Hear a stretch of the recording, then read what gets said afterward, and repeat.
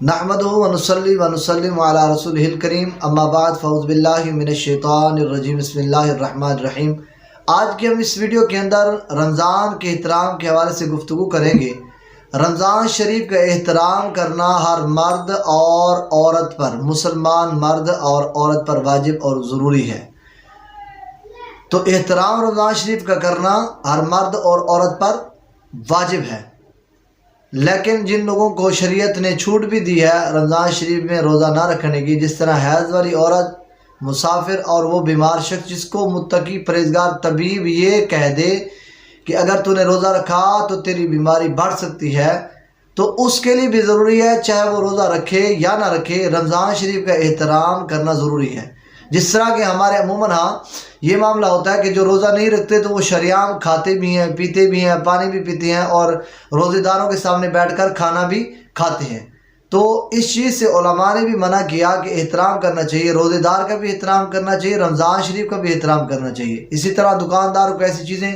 نہیں بیچنی چاہیے دن کے اندر کہ جس کی وجہ سے لوگ بیٹھ کے کھانا کھائیں یا جو چیز کو لوگ کھائیں، اور روزے داروں کے سامنے نہ کوئی رمضان شریف کا احترام کرے، نہ روزے دار کا احترام کرے، نہ حیا کرے۔ تو ان چیزوں سے ہمیں بچنا چاہیے۔ احترام کرنا رمضان المبارک کا یہ ہمارے لیے ضروری ہے، ہم مسلمان ہیں۔ اور یہ خاص کر جو لوگ رمضان شریف میں آ کر بیمار ہو جاتے ہیں ان کے لیے پیغام یہ ہے، بھائی بیماری تو اللہ تبارک و تعالیٰ کی طرف سے ہوتی ہے، تو آپ رمضان شریف کے روزے رکھیں اور اللہ کی بارگاہ میں دعا کریں۔ اللہ تبارک و تعالیٰ بیماریوں سے شفا دینے والی بھی اللہ کی ذات ہے، تو قرآن پاک پڑھنے سے بھی شفا ملتی ہے، نماز پڑھنے سے بھی شفا ملتی ہے، روزہ رکھنے سے بھی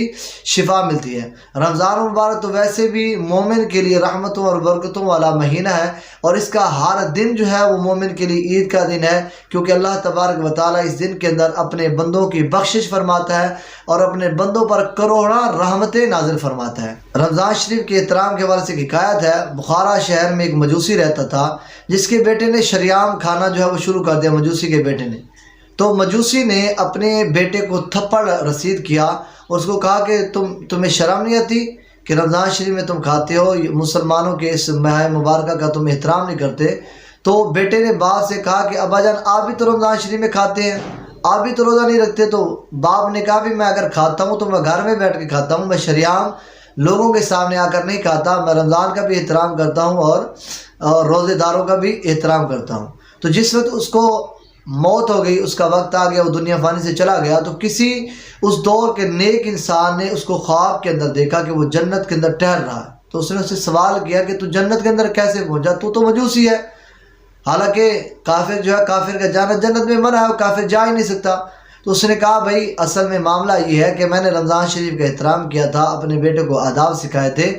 تو میرے مرنے سے پہلے جب میری موت کا وقت قریب آیا تو اللہ تبارک و تعالیٰ نے رمضان شریف کے احترام کی برکت سے اللہ کریم کی ذات نے مجھے اسلام کی دولت عطا فرمائی،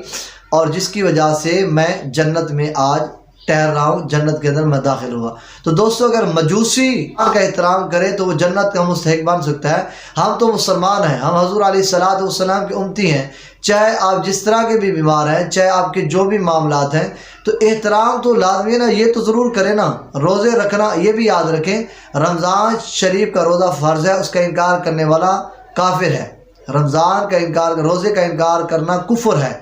لیکن یہ فرض ہے، اس کو چھوڑنے والا گناہ کبیرہ کا مستحق ہے، اس کو کبیرہ گناہ ہوتا ہے۔ جو جان بوجھ کر روزہ چھوڑ دے یہ معافی نہیں ملنے والی۔ اگر آپ توبہ بھی کر لیتے ہیں تو جب تک آپ اس کی قضا نہیں کریں گے، رمضان شریف کا روزہ نہیں رکھیں گے، آپ کو معافی نہیں ملے گی۔ اسی طرح نماز کا معاملہ بھی اسی طرح ہے۔ اگر کوئی بندہ، کسی نے نماز فرض ہوئی تھی اس کے اوپر بالغ ہونے کے بعد، اب اس نے نمازیں نہیں پڑھی تو توبہ کرتا ہے، اللہ تبارک و تعالیٰ سے معافی مانگتا ہے، تو جب تک وہ پچھلی نمازیں نہیں دہرائے گا، پچھلی نمازیں نہیں پڑھے گا، اس کو معافی نہیں دی جائے گی۔ اس کی معافی اسی نمازوں پر موقوف کر دی جائے گی، وہ نمازیں ادا کرے گا تو اس کے بعد پھر اس کو معافی ملے گی، اللہ تبارک و تعالیٰ پھر اس کی توبہ قبول کرے گا۔ تو رمضان شریف کے احترام کے حوالے سے ایک حدیث مبارکہ ہے، حضور نبی کریم صلی اللہ تعالیٰ علیہ وآلہ وسلم نے ارشاد فرمایا، جس کو حضرت ابو ہریرہ رضی اللہ تعالیٰ عنہ روایت فرماتے ہیں قال قال رسول اللہ صلی اللہ علیہ وسلم من صام رمضان ایمانا واحتسابا غفر له ما تقدم من ذنبه. اس کو بخاری اور مسلم نے روایت کیا ہے کہ حضرت سیدنا ابو ہریرہ رضی اللہ تعالیٰ عنہ فرماتے ہیں کہ رسول کریم صلی اللہ تعالیٰ علیہ وآلہ وسلم نے ارشاد فرمایا جس نے ایمان اور ثواب سمجھ کر ایمان سے اور ثواب سمجھ کر رمضان شریف کے روزے رکھے تو اس کے پہلے اور گناہ بخش دیے جاتے ہیں، یعنی کہ اس کے اللہ تبارک و تعالیٰ گناہوں کو معاف فرما دیتا ہے. تو رمضان شریف تو برکتوں والا مہینہ ہے. ایک اور حدیث مبارکہ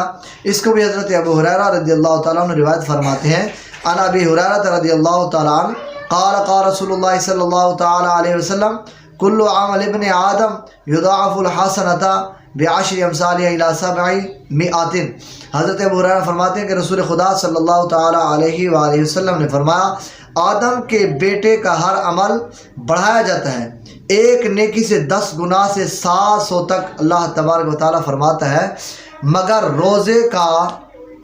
روزہ کہ اس کا ثواب بے شمار ہے، بے شک وہ میرے لیے ہے اور میں ہی اس کی جزا دوں گا. فرماتا ہے روزہ میرے لیے ہے اور اس کی جزا میں ہی دوں گا. اور فرمایا کہ روزہ دار طعام اپنی خواہشوں کو میرے لیے چھوڑتا ہے اور روزہ دار کے لیے 2 خوشی ہیں،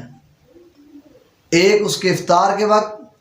اور دوسری خوشی دیدار الہی کے وقت، یعنی کہ جب وہ افطاری کرتا ہے تو میں اس کی بخشش فرما دیتا ہوں، تو دوسری جب وہ میرا دیدار کرے گا اس ٹائم اس کے لیے خوشی ہوگی کہ جب اس دنیا فانی سے چلا جائے گا تو میری بارگاہ میں آئے گا، پھر میں روزے دار کو اپنا دیدار عطا فرماؤں گا. اور فرمایا کہ اللہ تبارک و تعالیٰ کو روزے دار کی منہ کی خوشبو جو ہے وہ مشک سے بھی زیادہ پسندیدہ ہے. تو وہ روزے دار خوش قسمت ہیں کہ جن کے ساتھ اللہ تبارک و تعالیٰ بھی محبت کرتا ہے اور ان کو جزائیں عطا فرماتا ہے اور اس کو زیادہ سے زیادہ ثواب عطا فرماتا ہے. تو دوستو